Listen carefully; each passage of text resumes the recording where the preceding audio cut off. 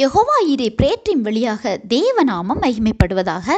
உங்களையும் வெல்கம் பண்ணுறேன். பிரியமானவர்களே, இந்த உலகத்தில் மனிதர்களை பொறுத்தவரையில் அவர்களது அனைத்து தேவைகளும் சந்திக்கப்பட்டாலும் தவிர அவர்கள் ஆசைகள் அனைத்தும் நடந்தாலும் அவர்களுக்கு திருப்தி இல்லை. ஏன் தெரியுமா?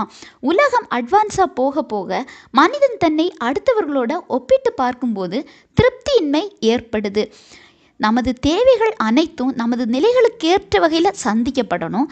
அதுவே நம்மை பேராசை, நஷ்டம், தேவனுக்கு பிரியமில்லாத காரியங்களையும் கொண்டு செல்லக்கூடாது.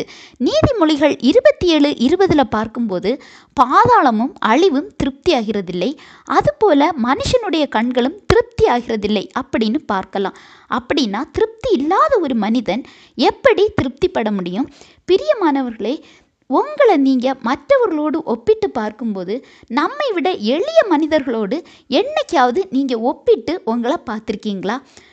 எத்தனையோ பேர் இன்னைக்கு உணவு, உடை, அன்றாட காரியங்கள் கூட இல்லாமல் நோய்கள், நொடிகள், பிரச்சனையினால் நிம்மதி இழந்து எத்தனையோ பேர் இருக்கிறாங்க.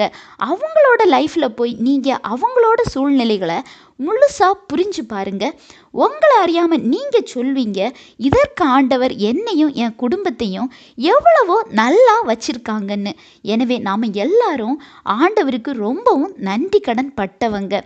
பிரியமானவர்களே, இதற்காகவே தினமும் நாம் ஆண்டவருக்கு ஸ்தோத்திரமும் நன்றியும் செலுத்த வேண்டும்.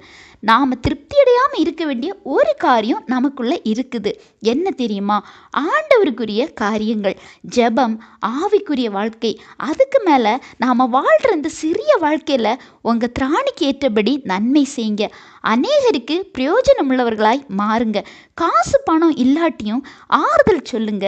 நீங்களும் ஆண்டவருக்குள்ள மன மகிழ்ச்சியாக இருங்க. சரியா?